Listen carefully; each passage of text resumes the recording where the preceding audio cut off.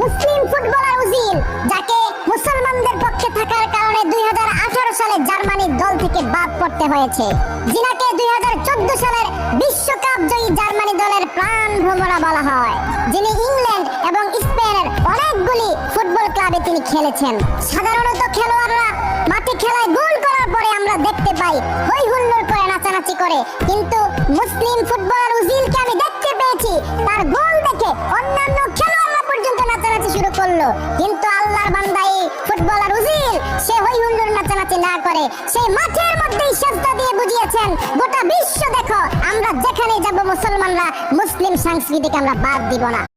মুসলিম footballer Ozil, যাকে মুসলমানদের পক্ষে থাকার কারণে 2018 সালে জার্মানির দল থেকে বাদ পড়তে হয়েছে, যিনাকে 2014 সালের বিশ্বকাপ জয়ী জার্মানি দলের প্রাণ ভ্রমরা বলা হয়, যিনি ইংল্যান্ড